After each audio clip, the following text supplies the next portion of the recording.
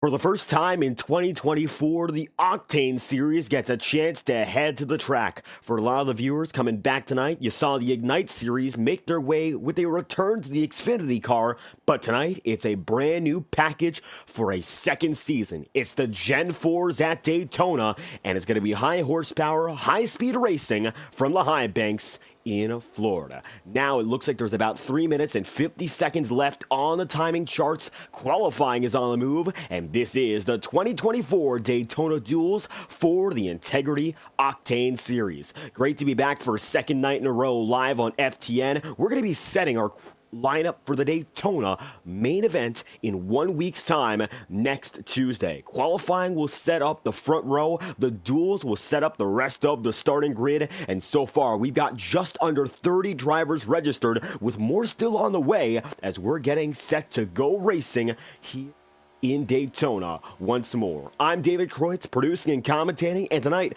I'm alongside Michael Stroll of the Integrity Octane Series crew and the Ignite Series crew, representing the Integrity Racing League. Michael, we saw a fantastic night of racing last week, yesterday, as we get set for our first weeks of racing and of course the 2024 seasons. The Ignite Series, the duels, we saw both of them, photo finishes in both races, great racing and strategy. We're back at Daytona once again, however, it's a completely different package. These Gen 4s drive about 110% different. It's going to be a lot of changes, but a few similarities.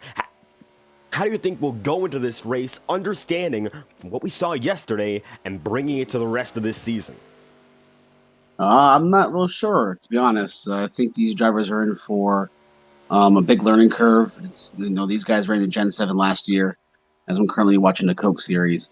I don't think we're going to see a similar race like we saw last night for duels or the race that's going on right now. So hopefully these guys took this practice time to figure out what they got to do. And the biggest thing that they have to avoid is watching how they bump draft, because these Gen 4 cars don't have the SuperSpeedway bodies on them at all, so they got to be really careful with pushing each other around. But hopefully they figured it out. Right now, time to figure out who goes to the top of the board. Qualifying on the way. This will set your front row. Right now, Neil Froelich is going to be at the top of the board, and it's going to be Don Stevenson who immediately jumps up here. These top two times will only lock two drivers into their positions. Everyone in this field and everyone registered for the season can race in the main event, as we saw last night in the Ignite Series. Now, Don Stevenson leads by only 1,000th of a second, but there's still drivers taking times here, so that's by no means a safe lap. When it comes to the racing overall, you think a lot of these drivers are banking on getting that fast time, or are they more focused on the duels, knowing almost everyone's going to be sent to them regardless? There's a little bit of pride that goes into and a little bit of nostalgia to get the pole or lock yourself into the front row. I know the guys last night, Chad Mikas and Carter Casey, locked themselves into the front row, but were still able to race. But for those two guys that locked themselves in, they get to race stress-free. Obviously, they still want to win, and I'm sure that's how these drivers are thinking tonight. But whoever locks themselves in here on the front row will be able to race these duels stress-free and then just have fun. So, but then for everybody else, they just want to win the race, and track position is always key. So starting as far up as you can. Even though it's a play track, you don't want to get gridlocked stuck in the back. So everyone wants to do the best that they can. And it looks like almost everyone has taken at least one lap so far. With 10 seconds remaining, Don Stevenson is at the top of the board, and it looks like right now nobody is close enough to the start-finish line to put another lap in. Don Stevenson and Matt Jonas, who both competed last season, will set up as the front row for next week's event in Daytona. So your starting grid partially set. We now know your front row, first and second respectively, but we're on to the first duel of the night and our first starting grid of the season. So how about we take a look at who we've got in store for duel number one as we bring up their starting grid for the first duel. And as you look on the inside line, we'll be focusing exclusively on those on the left side of the starting grid here. As we try to pull that up exclusively, you'll see there's Don Stevenson in the number 47. He's got the pole position overall. However, he will be starting in this duel. He's going to be first place regardless, with Elliott Drummond then in second, and it's going to be Neil Froelich running in third. Rouse Cato, who's second in the championship standings last year, he's going to be starting fourth in the first duel, and Stephen Wetton will round out the top 5 in his number 10. It's going to be 6th place John Steele. 7th is going to be Cody Smith, who won last season at Daytona, and Eric McFarland is going to be in 8th, with Sam Nito 9th and Kyle Cooper rounding out your top 10.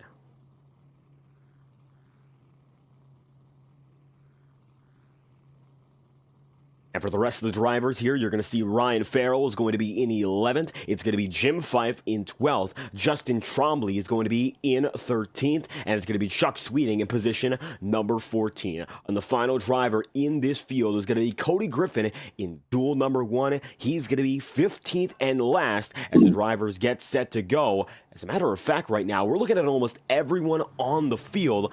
And if we're looking at it correctly here, I think we're seeing every driver lined up in one duel. So not quite sure why that's the case here, but I don't think we're getting a duel. We're getting one qualifying event. As you can see now, everyone is lined up in this first heat. That might be because of there's only like 30 cars here right now, and I think the difference between last night is we had over 43, so it was able to split them up. I'm not sure exactly with the way the server works.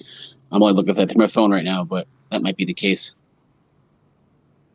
So with that being said, it looks like we might only get one 40-lap race tonight. So we're going to be looking at the entire field lining up here. So apologies about that. We just figured it out. We're only looking at what looks to be one race. Let's go through the starting grid once again here. So it's going to be exactly as the hot laps determined. Don Stevenson, Matt Jonas are going to be first and second. Then Elliott Drummond third. Sean Kalis in fourth. And Neil Froelich is going to be in fifth. It'll be Michael Laria in sixth and Ross Cato seventh. Then Nick Tarbuck in eighth. Stephen Wetton 9th, and Braxton Weiss 10th. Position at number 11 is going to be held immediately thereafter by John Steele. It'll be Brandon Kirkman 12th, Cody Smith 13th, Randy Fiash 14th, and Eric McFarland 15th, with John Carr 16th, Sam Nito in 17th, and it's going to be then Alan Rawell in 18th. 19th is Kyle Cooper. It's going to be 20th to Nicholas Ward, 21st to Ryan Farrell, Trevor Trago 22nd, Jim Fife 23rd, Jacob Fife, father and son, he's going to be 24th, Justin Trombley is in 25th, with Matthew Thunhorst 26th, Chuck Sweeting 27th, Brad Patton 28th, Cody Griffin in 29th, and John Pillion, who won one of our duels last night. He's back once again, looking to get it done here in the number 46, 30th and last. So we have a 30-car field, only one event here. We've got a 40-lap race set to determine the starting grid for next week's event in Daytona. Might not be a long distance, but the stakes are high, and the iRacing official pace car is set to drop in this time through and let the field get to work. Front row is locked in. Every other spot is on the line, and now it's time to get going with green flag racing for the first time in the Octane Series. Pace truck dives low. It's Don Stevenson in full control through the Geico restart zone for the first time in 2024. We're underway from the World Center of Racing.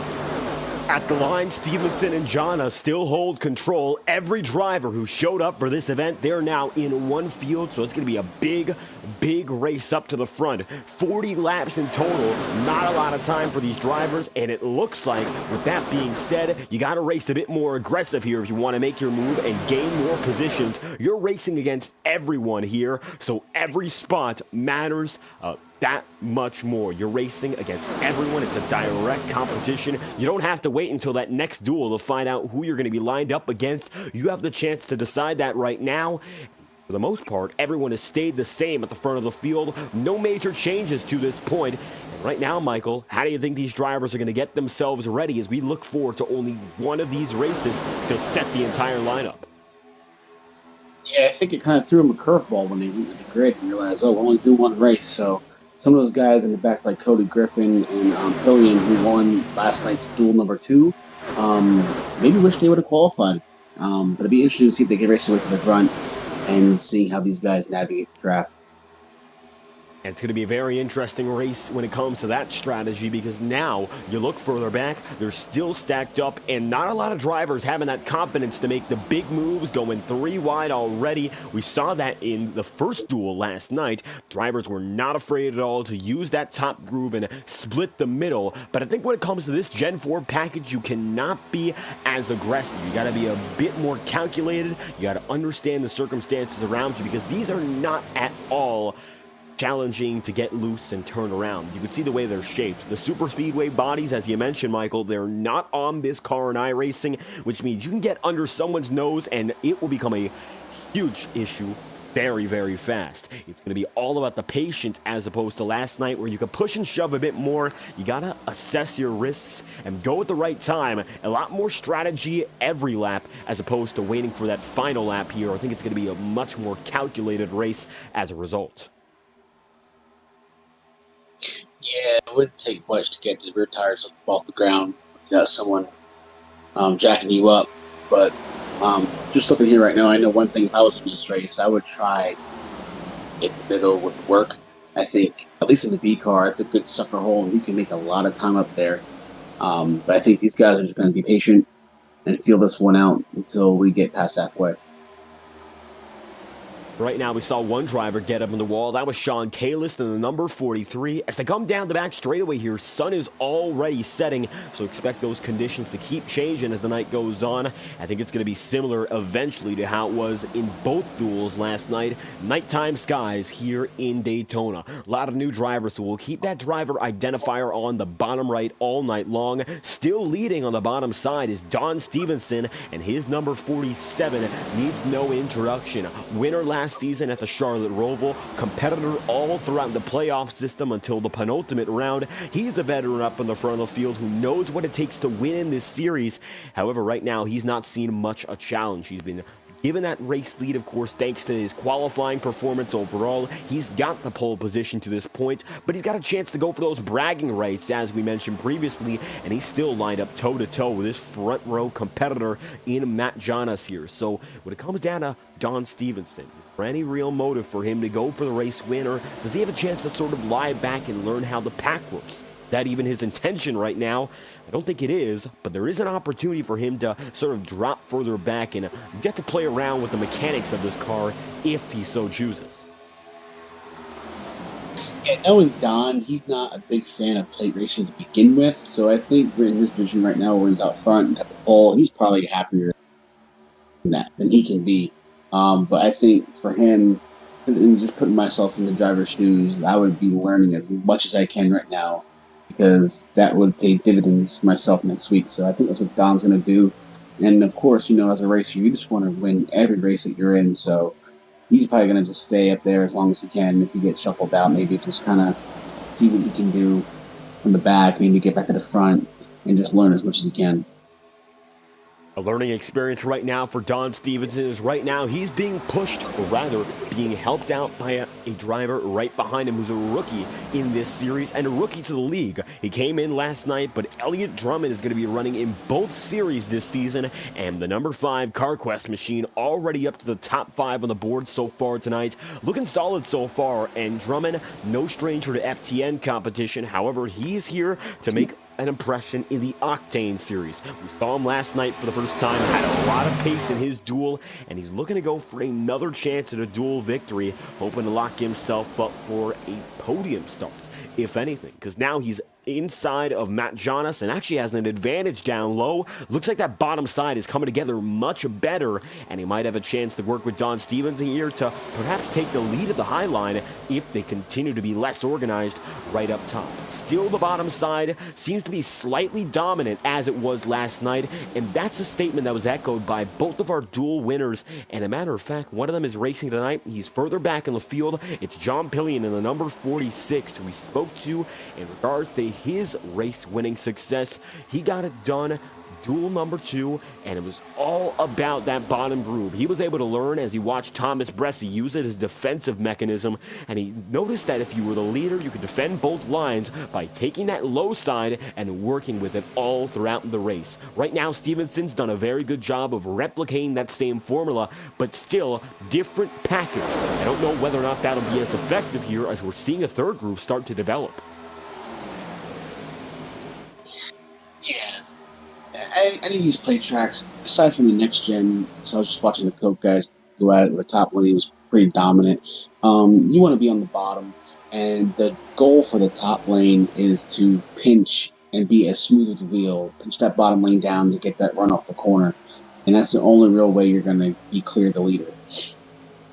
But you were talking about these new guys, though, to the league. One thing I think as a new guy that comes into the league, is the only thing you want to do is just not make the veterans angry. You want to be in here, be smooth. And I know Brandon did that last night too, so real happy these new guys are coming to the league and showing that they can race respectfully. Braxton Weiss going to be up high on that third groove here. We're seeing third lane action for the first time tonight. Ross Cato is now going to be in the middle. Matt Jonas drops down low, so Matt's going to say hi to the bottom side. As you see, they're bunched up 3 wide, 3 rows deep. This is the most, of course, action we've seen all night long in regards to that 3 wide racing. We didn't drivers used it for the first 10 laps, but all of a sudden picking up the pace here and using each and every lane. Every driver trying to find that advantage here, and we're seeing a lot of familiar faces. Braxton Weiss, who ran in the Ignite Series last year. Cody Smith, who ran in both series and has a victory here at Daytona in the Octane Series. And in addition, you're also seeing Mick Tarbuck, Trevor Trago, Nicholas Ward, all coming together now, hoping to race up to the front of the field. And starting to get a little more packed up. All of a sudden, we could see some more aggressive driving from some of these guys, and maybe someone's going to bow down because the bottom groove, they're still lined up the most, but they're not as close to each other as the middle or especially the high side. Braxton Weiss now takes the lead, and he's going to look all the way down to the bottom from the top. Yeah, we're all race car drivers at heart, right? That's why we do this racing stuff, so it only took these guys about 10 laps to sit there and ride and make a decision and say, I want to lead this thing. Now you got them 3 wide. So, as I said before, these guys are going to learn a lot right here, right now, to see which lane moves. That might change as the weather changes because the sun is going down. So maybe about 10, 15 laps from now, it might be different for them. And right now they're just learning. And a learning experience so far. You see a few drivers backing off. The first pack right now comprised of a total of about 18 drivers. You have to go back to Alan Rawell to see the end of pack number 1. Elliott Drummond is backing off the gas, and you can see his CarQuest Chevrolet coming right beside Alan. Right now, Rawell is going to be waiting, as a few drivers are, to see whether or not there's any wreckage. You don't want to get yourself involved directly. Wait a little bit longer, stay in the draft, and keep that speed, but also keep a clean stock car here. You don't want to get that damage because there is no fast repair, and unlike last night, it's a one and done here. You don't have a second chance in regards to another duel, so here now, racing against everyone, the opportunity to wreck is sort of double in a sense. Thinking about how you have everyone around you as opposed to a limited amount of the field in both races last night, it's close quarters for anyone from first to 30th on back. So right now, if you're in the middle of this pack, we see one wiggling. That's John Cars. You gotta find where you're more comfortable at so you don't end up on the wrecker. Yeah, anytime at these plate tracks, you usually see maybe the top 10, maybe 12, 15 guys that are really fighting for the lead. And then you've got guys in the pack that will just kind of straddle around hang on the draft. And then you have your guys way out back, just kind of waiting for everyone to wreck and hope that they miss it. And that's kind of what I'm seeing right here. There's a couple stragglers out back. You got the top 10 here, basically 3 wide. And then there's a couple in the middle here that are just kind of chilling out and just riding. Couple things I'm seeing here, and it's a problem with this Gen 4 car is once you get into the wall, it is like wall glue. It's like NR03. It's really hard to get out of the wall. We've seen a few drivers get in the wall already here. Looking further back in the field, you saw a little bit of contact with Alan Rawell. He got up top and he shot back very quickly. So as you mentioned, you cannot afford that contact with the wall. And right now, we might be running out of racing room. One lap machine is set to go down. That's Stephen Wetton in the number 10. And it looks like all of a sudden, one driver going to be put one lap down on pace. Braxton DeWeese and the rest of the field are coming up quickly. Doug Middendorf, Chris DeWeese, Alan Dart Images in chat room. Thank you for stopping by. And it looks like right now, Braxton with great success down low. And Ross Cato just going to be able to take the lead there. Cato was leading the championship in the Octane Series with less than 50 laps to go last year, but it all came down to late racing with he and Seth Noel, and Seth came home as a champion as a result. For Cato, it might not be all about redemption. He said that he found it more and more surprising how successful he was as the season went on, but he knows he's got the talent to keep on going and already finds himself up front. Stephen Wetton will lock it down and let the field go by. No trouble as the lap machine merges safely outside of the leading pack. For Ross Cato, he knows what it's like to be one of the best in the series already, making quick moves to work on that once again. Yeah, it looked like it was getting a little shaky there. There's a couple guys that are bouncing off each other before they got to the 10 car. And good thing that they got this figured out before they caught him and got back to being too wide. But we're pushing halfway here, and some of these guys are going to start getting a little antsy because they want to start near the front next week. And you mention it, we're already now 18 laps in as they come through this time by, very close to the halfway marker already, so you got to start making those moves now better than any time before, and you're running out of time each and every passing lap. Looking at guys now like Brandon Kirkman, John Steele, and it looks like one driver drops way down low. That's going to be now fading way back to the bottom of the track. It looks like it's going to be not Braxton DeWeese. Look further, and you're going to see that red machine get away from us there. We're going to try to catch up on who that was. Looks like everyone keeps it clean, however. And you can see slowly but surely some drivers deciding to drop back as we're getting a better read on who that was in specific. It looked to be Trevor Trago. He did not like what he was seeing. And even though he was up in front of the field, he decided to drop out promptly. Even if you're up there in the leading spots, I don't think everyone is comfortable. Everyone has, of course, different preferences, of course, but with how close we're starting to get, and as you mentioned, Michael, that bobbling is going to come into play more and more and impact the rest of the race. Yeah, there's about, just looking by the ticker, because right now I'm on a YouTube delay, but look at the ticker. There's a couple of guys, about 5 of them, that have already lost a draft. I'm not sure what happened back there, but those guys, like Jacob Fife, Papa Fife, and a couple other guys back there, they now need a caution. So they're hoping that this group up front here gets a little rowdy and wrecks, basically, so that they can get caught back up and get a good starting position for next week. Otherwise, if this goes green, them guys are going to start in the back. Unfortunately, a few drivers, as you mentioned, far out of the frame in terms of having that draft, and it looks like right now Brad Patton going to be 7 laps down, Stephen Wetton is going to be 1 lap down, Eric McFarland is 8 down and still on pit road, Kyle Cooper, Jim Fife, Jacob Fife, Neil Froelich, and finally Sean Kalis. They're all in one pack together. Sean was up with the front runners, but he fell back big time after getting some damage on the wall, and now he's running about 9 seconds away from your leaders. Elliott Drummond right now running in 22nd is the final driver with the draft. Slowly but surely, more drivers losing that connection, and that's a big deal as they already come down to the 20-lap-to-go sign. We're already halfway complete with tonight's qualifying race, and the grid is closer and closer to being set here. Ross Cato's made his way up. Big moves for he and Nicholas Ward. Ward down to the bottom side is now looking better than ever, and Sam Nito's coming right there with him. Yeah, judging by what we saw earlier about 10 laps ago when Braxton went up there and got 3 wide and made the third lane work. That third lane and even maybe the middle lane, they seem to be a little more stable up there. But if you get the right couple of guys that can draft and hold a good line, you can really make some time up there. But the bottom, what makes them stay up where they're at is it's a little more stable on the bottom. Like I said, you're toying with air, you're toying with the wall, and once you get into the wall, it's like glue. It's like crazy glue. It's hard to get out of there. So, looks like the front pack has calmed down now. They're 2x2, but I suspect there's a big wreck there. That's going to be the big one. Big change in the back of the field. How about that? Matthew Thunhorst looks like the 93 of Ryan Farrell as well. Yellow flags out. Brandon Kirkman's involved too. And just as we said, they were staying calm. Now we've got trouble. Caution is out. And we're going to take a look once again here. How about that? What a change that was. In just a moment's notice, things go from calm to absolutely nasty. So we're getting an instant replay to find out what caused it there. And we'll find out, taking a quick look right back. Ryan Farrell among many who got caught up in that one. And we're now going to take a look. Starts in the mid-pack, it appears. Taking the instant replay, checking out what happened. You can see Brandon Kirkman getting close there 2x2. Looks like Jacob Fife was far back to begin with. Let's go back up to the main pack. Going 3 wide, there was Cody Smith.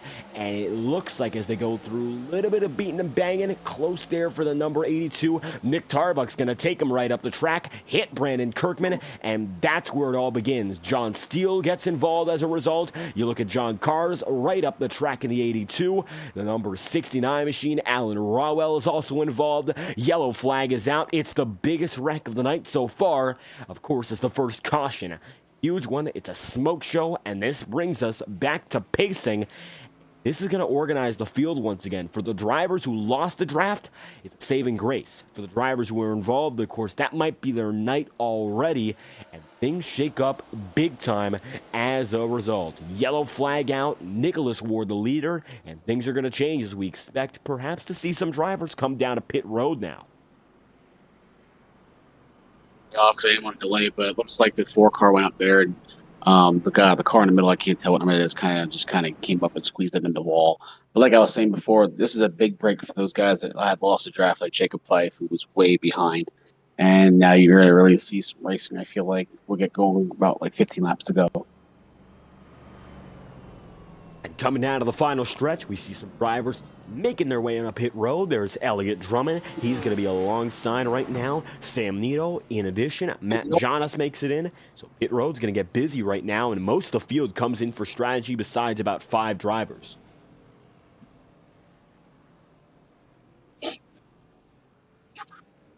With this many laps to go, I think everyone takes 4 tires here. You want all the grip that you can have.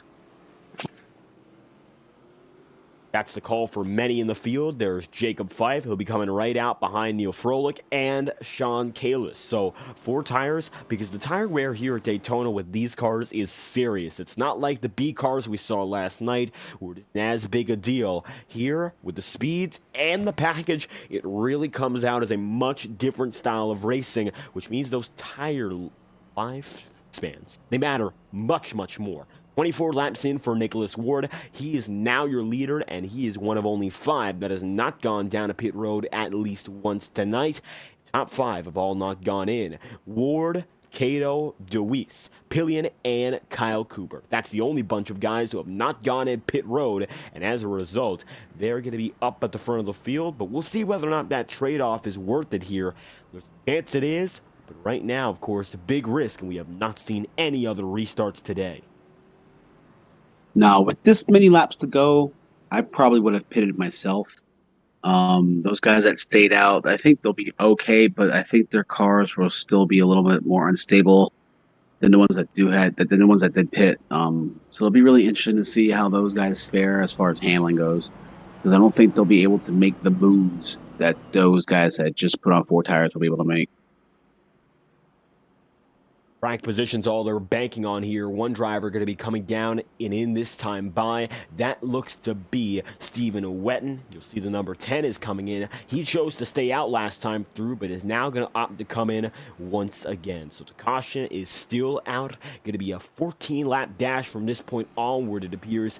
if all is right in our timing screens, it looks like instead it's going to be 15 laps to go. We get back to the green flag. Nicholas Ward, Ross Cato, Braxton DeWeese. Those are your top 3. Kyle Cooper and John Pillion are now top 5. Cody Smith is then in 6th. So we do have a defending dual winner from last night up in the top 5. He's got experience winning at Daytona within the past few days already. These drivers, of course, they raced in the Ignite Series, but I don't think that experience translates 100%. However, quite a few of these guys up front now, they raced with us last night.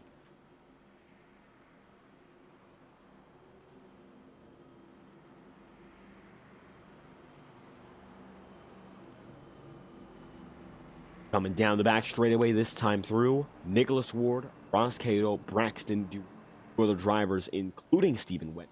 That time by, as a matter of fact.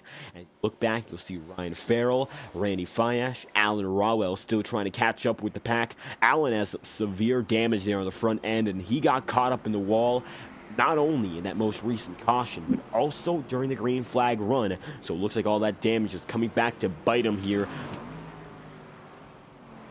And in addition, it looks like one other driver retired in Chuck Sweeting. So we now have about 25 drivers on the lead lap here as we set to go back green for the first time tonight. Ward's going to have the green flag in hand here. He'll lead him down with only 15 laps to go, more than half of this race over, and the fight for the rest of the starting grid, it is still on. Pace car is going to drive in this time by. Truck drops through. It's going to be Ward and Ross Cato, your front row. Grab it here through the Geico restart zone. Green flags out yet again, and it's going to be a blinding start on that inside line. Clearly better for Nicholas Ward.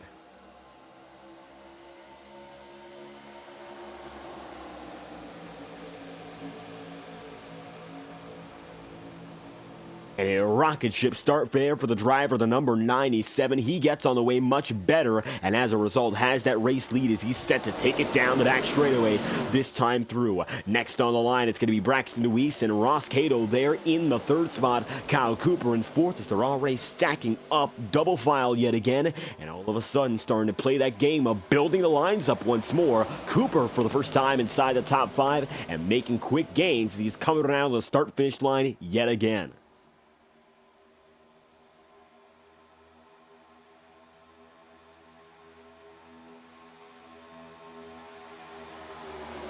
At the stripe, going to be neck and neck. Still going to be on the bottom side. Nicholas Ward up top there. You'll see Braxton DeWeese is going to be in the mix, and he's looking to lead his first laps of this stint already. 27 laps in, and he is still not gone down a pit road.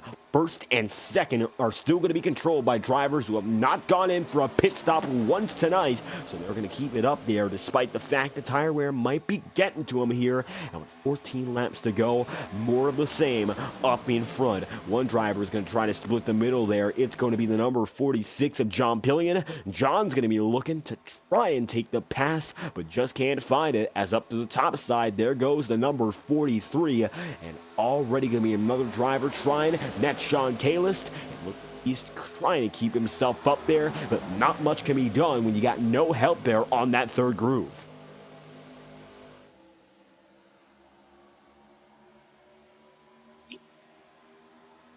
And working up this time by Nicholas Ward down low. Braxton DeWeese still on the top.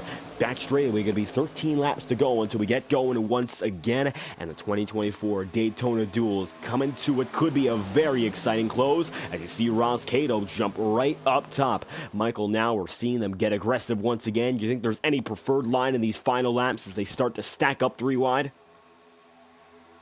Like I said earlier before, that top lane has probably the most speed, but you need guys up there that are the most stable. And if you can get that combination, I think the middle and the top is the way to go. Right now, those two lines are coming together very nicely. Take a look up top. Ross Cato's got it all the way high, and now it's going to be Braxton DeWeese who went from the top down to the middle, and he's now in the center of all attention here. Ross with a better run coming down the backstretch, and looking at the speed, he comes in at about 200 flat, so he's clearly the quickest driver right now out of the back straightaway, but now it looks like conditions are still changing and the sun is almost fully set. Expect by the end of this race it's going to be clear nighttime skies, and these drivers will continue to feel that track temperature shift. The overall conditions visually are going to change, but the way these cars handle is going to be also adjusted as well. 3 by 3 at the front of the field, still with 11 laps to go. It's a matter of fact now 4 rows of 3 wide racing, and then you have to look back beyond the number 5 Elliott Drummond to see drivers such as Sean Kalis and Matt Jonas up in front. Cato got the lead as they come through turns 3 and 4, and still peeking out just ahead. It's Braxton Weiss on the bottom. It looks like John Pillion with a bit more trouble right in the middle. Yeah, as these laps continue to wind down, you're going to see this racing get a lot tighter with every passing lap. These guys, it's all about winning this race. Big focus on that race win with 10 laps remaining. John Pillion now going to be up to the top of the board, winning last night and hoping to do so once again. He's now got the race lead and is set to keep it up there on the middle groove. Cody Smith right there with them, riding on board there with the number 18. You can see how close these drivers are, but you can't really make that contact because you don't want to lift the bumper up and send them spinning immediately. You got to make sure it's all about the aero push, letting the car do a lot of the work by bumping and shoving with the aerodynamics. You can't make that real contact right now. You got to be a bit more patient and make sure you don't get yourself involved in the wrecks by letting it come back and forth to you, especially if you're up in front with that side draft, which is oh so critical with only 9 laps to go. Dead even in the first 2 rows. Don Stevenson goes up to the 3rd, and he'll take Ross Cato there with them as your pole sitter is set to get back in the mix. Yeah, how about John Pillion, man? He started dead last, and he's up there fighting for the win. It could, but would not surprise me if he wins this duel. And he's up there for a reason. We saw how good he was last night at Daytona, barely getting it done by 9 1/1000ths of a second. He's got a way about this track that we've seen previously, and now he's going to be working with Braxton Weiss. Braxton blocks up top. He's set to lead him at the stripe again. 8 laps to go this time through. 1 driver up and over. Elliott Drummond, big trouble back in the field. Yellow flags out, and just like that, the caution's out. Drummond keeps it straight, but he looked to be up and over as the yellow flag is out once again. Caution flies. Elliott Drummond among others involved.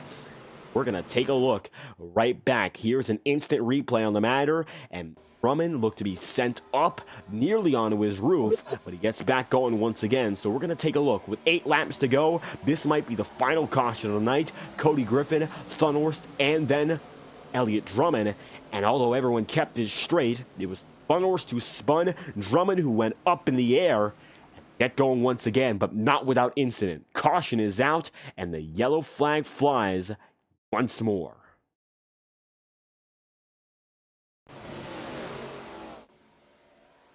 That being said, another incident in the books, and now we're coming down with 7 laps remaining. Nicholas Ward is still your leader, but it's going to be a sprint from this point onward to get to the end. In terms of strategy, maybe someone else will come down to pit road, but there's not a lot of time. So, Michael, with that being said, you think there's any reason to maybe come down to pit road now, or should you stick to it till you're, of course, done in only a few laps?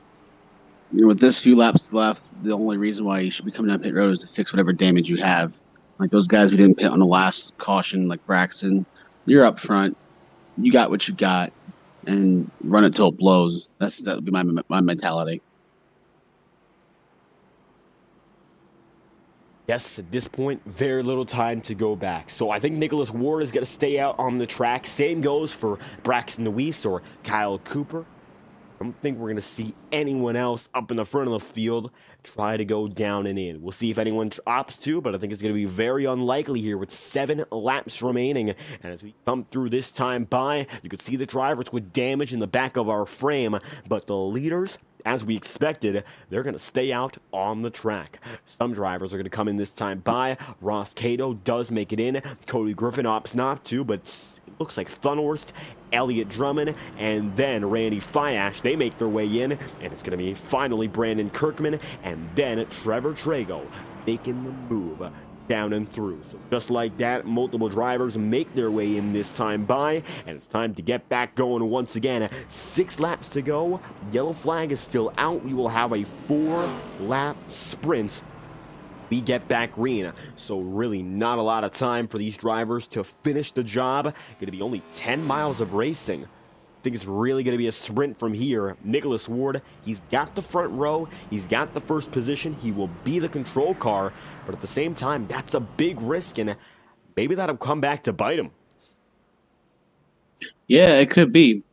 But like I said, with these few laps to go, I think once we get going here, no one's going to lift. And I'm looking for. I guess I'll make a pick. Maybe Braxton Deweese can get that high line rolling. That's how he got the lead to begin with, and he's probably been the only one that's been confident enough to go up there and lead that line. So if anyone can go with him and he can get the lead, I think he'll take this home. Right now, Braxton is running in second. He's ran well all throughout the night to this point. I wouldn't expect that to change, and you're right. He's held that top line very well so far. If anyone's going to organize it, it most likely will be him. Or perhaps, as we saw previously, Don Stevenson was trying to get a rally going very, very late. Although he doesn't have to really worry about it all too much. At the same time, I think it's going to be whether or not Stevenson opts to perhaps go up quickly or wait on it to see whether or not he can get back for the win. He's in 7th. Not too far behind the race leader. However, he's really not in the perfect spot because if they go 3x3, he'll be stuck in that 3rd row fighting for the top 5, if anything. So he does not want to get gridlocked. I think if there's any moves to be made out of the top 10, you've got to make them on this coming lap under green, or you're going to be locked up for the rest of the night. Yeah, that's absolutely 100% right, because these guys are going to take whatever open hole is available to them, and it should be exciting. And set to have a fun sprint to the finish here. Don Stevenson among many others. Nicholas Ward as your race leader, set to get things going with only 5 laps to go. It'll be 97 alongside Braxton Deweese, and Kyle Cooper is going to be there in 3rd. John Pillion, who won last night, he got it done in the Ignite Series duels, looking to perhaps go for back-to-back victories on 2 consecutive nights. Good chance for him to get that done here as we come around this time by. And it's the final opportunity for anyone to make it work. Here in Daytona, the iRacing official pace truck will come down and in, and the Daytona Duels will come to a close. Perhaps go to overtime. If there's another caution from this point onward, we will go past the 40-lap scheduled distance. I think that's possible. Not necessarily likely, Michael, but there's a chance here given how risky these drivers are becoming. Yeah, all they got to do is get to that white flag. It should be exciting. And just put a shout out there for anybody that is currently watching and likes what you see. There is open slots for this Tuesday night series. And we can put the link tree up and get the signups to you if you guys are interested. But this should be a very exciting finish. Don't forget John Pillion up there too. He won last night's second duel. So he's really making everyone comfortable around him in this league, being a new guy, for someone that everyone can work with. And he's hoping to work up to the front of the field as they come this time through. Nicholas Ward leading the way. We'll get back to it with only 4 laps remaining. iRacing official pace car is going to drop in this time by. It's going to be Ward and Braxton Deweese, 1st and 2nd, as the green flag drops yet again. Here we go. 4 laps to go. Yeah, Ward gets the big jump right there. And I think he's going to stay on the bottom and try to control this race to the end. And he's got control very early on here. You're going to look right back and see Kyle Cooper is going to be in 2nd. Braxton Deweese is going to be right now up top and alone. He's going to try to organize another higher groove already, but at the same time, really nobody there with them save for maybe Cody Smith. Take a look off the back bumper here of that number 13, and Braxton's going to need to find someone quickly. Cody Smith going to try to hook up with him already, and that's the help he'll desperately require with only 3 laps remaining. Look at how big of a shuffle it is from the number 46 of John Pillion on back from Don Stevenson on back. Sean Kalis is getting closer, but guys like Elliott Drummond, Trevor Drago, Neil Froelich, they're already very far behind this top pack, which is still 2x2, and there's really not a lot of drivers here up in front, so there's room to make those moves if you want to. Coming around this time by, it's going to be 3 laps remaining, and taking a look up front, Sam Nito's now got himself up to the top spot on the outside line. Best position he's been in all night long, and now he's coming down the back straightaway with speed, looking to take the race lead himself. Yeah, he got that huge run and jumped up right in front of Braxton. This is going to be a drag race right here to the finish. And right now, it's going to be all about whether or not Sam Nito can stick with it up top. Braxton Deweese has tried to control the outside line all night long, but all of a sudden, he's not the man on top of it. He's now going to be the one pushing to get that race lead himself. Sam Nito's got a chance to maybe drop down low. He will choose not to. He sticks with Braxton for the time being, and it's still going to be Nicholas Ward locking down the bottom side with a back straightaway. One final time from here on out, they'll be visiting the front straightaway for the white flag signal. If there's no caution, this will stay official. Look at how close they are to bobbling all over. I thought Braxton was going to hook Sam right there halfway down the backstretch, but that top lane has to keep their steering wheels as straight as possible coming off to keep the run and the momentum going down the straightaway. It's a final chance for everyone. Sam Nito's going to take the white flag. 1 lap to go. This race will be official. We won't see any extensions. Looking up top already, there goes Cody Smith. He's taking it high with Sean Kalis. And all of a sudden, that's going to take the momentum away from Braxton and Sam, unfortunately, but they're going to come down to a photo finish. And now we got big trouble. 2 drivers backing around. It looks like make it 3. Deweese, Cooper, both involved. It's going to be drivers dropping like flies as Nicholas Ward has the lead. He's got no draft. And now Stevenson's going to tag Nicholas Ward and take him right out. Up to the top of the wall. He flips right over. Cody Smith and Sean Kalis will take it to the line, and it's neck and neck. Kalis will win. Sean Kalis in the number 43 will come through in a drag race and just barely get the checkered flag at Daytona. Nicholas Ward flips up and over. There's a multiple incidents coming to the line, and your defending Daytona champion can't fend off Sean Kalis.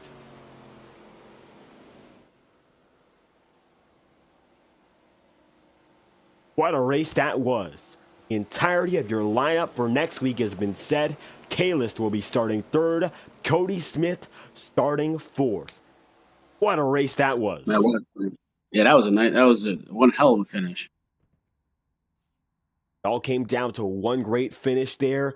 Our duels are, technically speaking, already over. We'll get interviews in the coming minutes. First off, though, let's go through your results for our first heat. Unfortunately, not going to show you right there, so we'll see whether or not anything does. Doesn't look like we'll have a graphic provided to show you the official results. However, it's going to be Sean Kalis who starts 3rd. 4th place is going to be occupied immediately thereafter by Cody Smith, and as such, racing for tonight might be technically over, but we're going to get a few words right now and try to first off get a word from your one and only qualifying event winner, Sean Kalis, who gets it done and collects the checkered flag here at Daytona. See whether or not Kalis is available for comment here, hoping to find out whether or not he is. It looks like we should be able to get him right now, so how about we work to doing so? Sean Kalis in the number 43. Really a great first impression to start with, as he's going to come home with our qualifying event victory.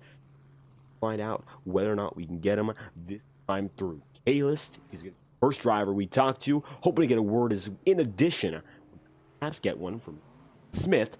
And Kalis right now does appear to be available for comment. We're going to be bringing him into the broadcast booth right about now. Sean Kalis, you got it done in a photo finish. And how about that for your first race here in the Octane Series, getting it done and collecting the checkered flag here in Daytona, winning the only qualifying event, and you'll be starting 3rd as a result. I'll take it. So just got to stay there next week. So it was fun. It's a great way to start the season, of course, getting that experience with the entirety of the field. It's your first start in the series, so, of course, it's got to be the challenge of getting yourself accustomed to the field. How do you think that went, given we only had one caution, and for the large part, we kept it all green? I thought it went great. I think everybody held pretty well. The cars are very loose, especially when you get three abreast. So I thought everybody handled it really well. Just like that, you find yourself starting up at the front of the field next week in Daytona. It looks like the pack was able to keep it very steady in these Gen 4s, which we know is no small feat. So, main event coming up next, 100 laps, 250 miles next week. You think there's a chance for you to perhaps go up and try to take that checkered flag and win it? Stay out of trouble, you never know. Just like that, Sean Kalis, you find yourself as the winner of our one and only duel tonight, putting yourself third on the board for our main feature next week at Daytona. Anyone else you'd like to thank after this performance? Oh, I'd like to thank Ross Cato for my awesome paint, and go check out KalisSynthetics.com and SKSimRacing.com. Just like that, Sean Kalis gets it done and will win your qualifying event here tonight in the 2024 Octane Series Duels. Thank you for your time. Hey, thank you. I appreciate it. Sean Kalis on the move. How about we get your driver who finished second in tonight's one and only duel? It was Cody Smith, and he'll come home in the fourth spot in terms of qualifying for Daytona next week. Cody Smith, you're talking with us after a very close photo finish, and you got it done very close there. You'll be starting on the second row regardless. How you feeling after a hard-fought night, a sprint in Daytona? Yeah, absolutely feels good. Feels good to get a good starting position. Didn't go as well last night as I had hoped. Thought I had a chance to win it there coming down the backstretch on the last lap. Once the bottom line crashed, I knew I was a sitting duck with Sean behind me, and there's no other help. There's no way I could have blocked him. So, but all in all, that was a lot of fun, a lot of close, tight racing. We got to kind of feel these cars out, how they work in the draft, and like I said, it was definitely a lot of fun. I hope it was fun to watch. And I'll tell you that much, it was a big deal, of course, learning about how these cars work at Daytona. First time we've seen the Gen 4s in the Octane Series, and we know you've already had success here at Daytona with this league before. However, it's always different when you bring a new package in, so there was anything specific that helped you adapt tonight? Yeah, I don't know. I like to. I feel like I always, that's kind of half the battle, stay out of the wrecks. But I feel like if I can stay out of the wrecks, I can. I'm confident in my abilities at these drafting tracks. Yeah, I don't know if there's anything specific. These things are very, very touchy. The bumpers don't line up very well, so you got to be very careful. You can push a little bit. That's how you can get those big runs. But you definitely have to be careful. You can't be as aggressive as you can in the next gen or even the Xfinity car like last night. So definitely a different animal. But again, a lot of fun, man. A lot of fun. Hey, Cody, Mike Stroll right here. How's it going, Mike? Hey, how many photo finishes is for you now in this league? 3? Yeah, it's been a few. I don't seem to ever win them. That's becoming an issue. Yeah, I saw that. I was like, oh no, not again. But good run, buddy. Yeah, I appreciate it, man. Yep, Cody Smith going to find himself second in tonight's qualifier. If there's anything else you'd like to say, anyone else you'd like to thank, the floor is yours here. Yeah, just got to thank everybody for coming out. We've got a lot of momentum heading into this season on both leagues here in Integrity. Got to thank for Next Level Racing for supporting the league like they have in the past. Got to thank you, Dave, for coming out and broadcasting. Get healthy, Michael, as well. We need you back out here. Oh, yeah, I know. Trust me. I'm trying. It's going to be a while, though. I hear you. Tell you this much, Cody Smith, coming through with another photo finish of yours. Great to have you watching, of course, a great race here to set the grid for next week at Daytona. You finished second tonight, and you'll be starting fourth next Tuesday. Thank you for your time. Yep. Thank you, guys. With Cody Smith in the move, we now have an opportunity to maybe talk to our drivers who will start on the front row. Don Stevenson has himself locked up at the top of the board overall, so let's get a word right now with your pole sitter for Daytona. Don Stevenson, you got yourself on top, you have the quickest lap in the overall session, and even though you got caught up in the mayhem in that final lap here in the duel, you're going to be starting up in front regardless. So how you feeling putting yourself up in front for the big feature next Tuesday nights? It's cool to get the pole and everything, but kind of bummed that I kind of killed whatever field was left there in 3 there. I thought of trying to get around Nick to, try to win that duel there, but when I had a momentum on him and I went to move up, right at that moment I realized that there was someone on the outside of me and got back down. Then I was just going to try to push Nick, but just I gave him way too much of a push and pretty much annihilated him, and apologized to him for ruining a good starting spot for him for the race next week. But I mean, these races, it really don't mean a damn thing where you qualify. I mean, it's, like Monday night, I'm starting back in 55th or 60th just for the fun of it. So, I mean, qualifying first doesn't really matter much here. Right, how big a deal it is to just get it done in the racing as opposed to the qualifying. So with that being said, we saw you got your chance to lead some laps. You ran in the middle of the pack after, of course, that first caution, have a chance to run with the drivers further on back. You think there's anything in specific that's a really big change from last season to this one? Well, obviously, it's just running the Gen 4 car compared to the Next-Gen car. I mean, they drive completely different pretty much everywhere. But especially here on the SuperSpeedway, like these cars, it's very sensitive with pushing and another car, and it's really hard to generate momentum with these cars. I feel like with the next gen, you could create momentum a lot more. There's a lot more side drafting, and I honestly both the Xfinity car and the next gen car. So that was the main reason I wanted to race tonight, just to kind of get more experience with these Gen 4 cars on the super speedways, because that was, pretty much an unknown, I think, for a lot of us. So, it was a good experience, and we'll hopefully have a good run there next week. Looking for a solid run next week. You're going to be starting up in front. Don Stevenson, pole sitter for Daytona. If there's anyone else you'd like to thank or anything else you'd like to say, be sure to let us know. Yeah, thank my lovely wife that allows me to race every week. Integrity Racing League, all the admins put on a great league, all the members. We have a great turnout for this coming season. We got 46 in Octane, and we maxed out the entries in the Ignite series. So I mean, it's just great to see, and great all the hard work all the admins put in to put it together, and just looking forward to a great year in general. I mean, next week's race is just race 1 of 30. So big goal is just get into the playoffs, and then from there just try to win a championship. Hoping to fight for the title once again. It's a great way to start it. Don Stevenson getting ready for a race in the World Center of Racing next week, starting up front. Thank you for your time. Thank you.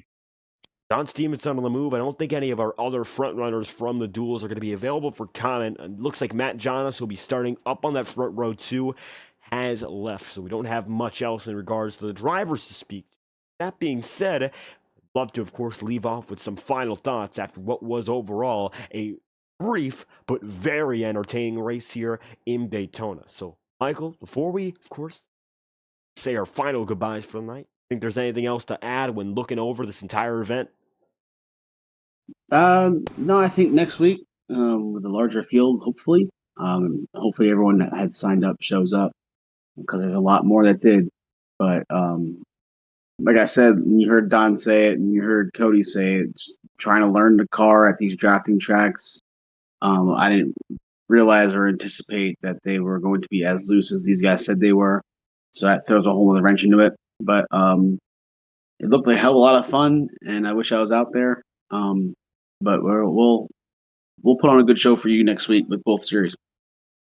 We can't wait for what's next. Keep that in mind for all those watching. Next Monday, the Integrity Ignite Series kicks off with their 100-lap season opener, and the Octane Series does the same next Tuesday night. The big shows are coming back to action here live on FTN, and the Integrity Racing League can't wait to kick off with another exciting feature here in Daytona. We thank you all for watching tonight's event. This is the 2024 Daytona Duels for the Integrity Octane Series, and now that we know our starting grid, it's time to get to the rest of the season exclusively. I'm in David Kreutz alongside Michael Stroll in the commentary booth, and we hope to see you next week in Daytona as we'll be back for the rest of the action here in the Integrity Racing League throughout all of FTN's coverage in 2024. If you enjoyed tonight's broadcast, be sure to leave a like on the stream and subscribe to the channel. Your support is always greatly appreciated. Thank you all for stopping by and watching tonight's event, and we'll see you whenever we're live again on FTN.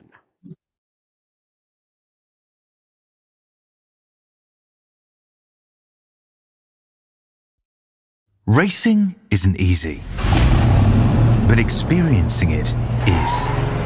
iRacing puts you in the driver's seat with the industry's leading sim racing game. Drive on laser scan replicas of the greatest racing circuits from around the world. Go head-to-head against other drivers chosen by skill-based matchmaking to ensure competitive racing at every level. Compete across all your favorite series in officially licensed cars engineered to deliver the most accurate driving experience possible.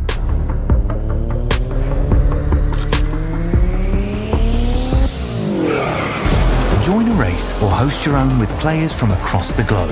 Race against the computer or in a league with friends. Feel the thrill behind the wheel. Visit iRacing.com.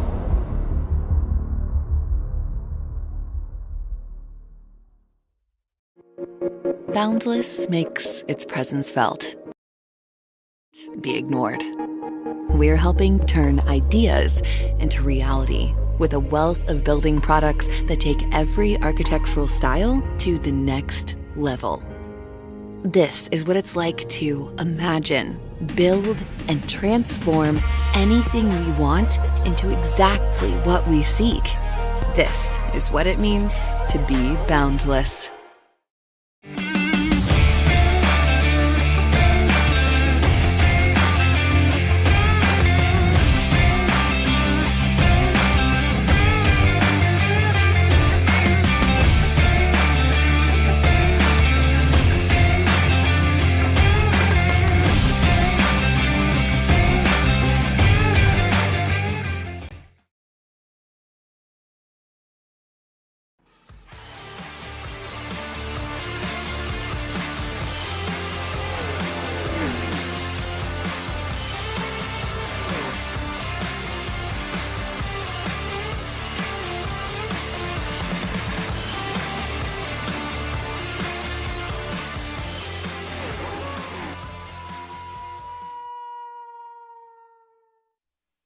This message is brought to you by the rebrand of Throttle Graphics and Designs.